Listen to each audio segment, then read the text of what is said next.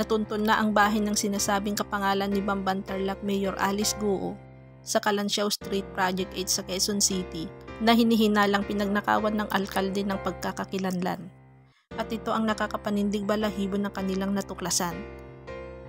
Matatanda ang Calansiao Street Project 8 sa Quezon City ang nakalagay na database ng National Bureau of Investigation na address ng isa pang Alice Leal Guo.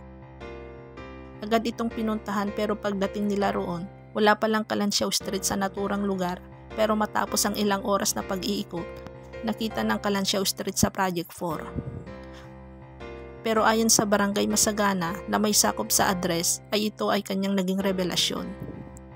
Nakatala sa ating database na nakatirang Alice Leal Guo sa 138 Calansiao. Sa liit po ng barangay namin, we are very familiar sa aming mga residente.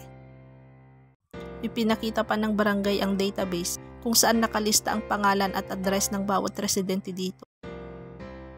Lumabas ang 138 Calansiao Street na siya ring eksaktong address na nakalagay sa NBI document na pinakita ni Senator Risa Hontiveros sa pagdinig ng Senado. Yun nga lang ibang residente ang nakatira sa naturang address at walang Alice Leal Guo. Humarap naman ng may-ari ng bahay at itinangging may Alice Leal Guo na nakatira doon. Ayon sa lalaki at asawa nito na tumangging humarap sa kamera, nakakabahala na nagamit ang kanilang address. Giit pa nila, matagal na silang nakatira sa lugar.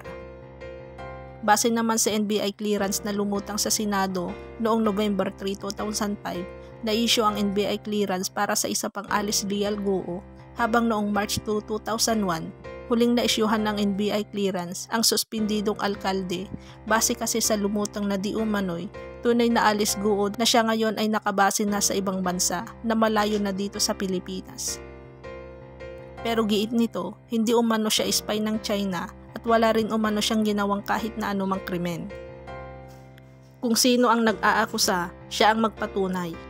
Ito rin ang naging sagot ni Mayor Alice Guo sa mga aligasyon ni Senador Robin Gatchalian tungkol sa kanyang citizenship.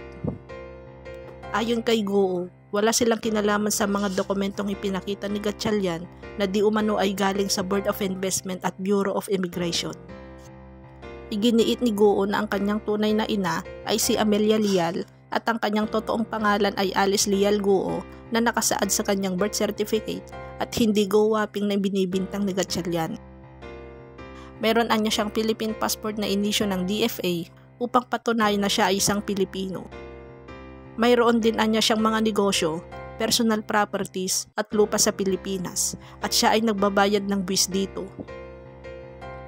Iginiit din ng kampo ni Guo na nanalo ito bilang mayor ng Bamban Tarlac dahil siya ay isang lehitimong residente at wala dudang Pilipino.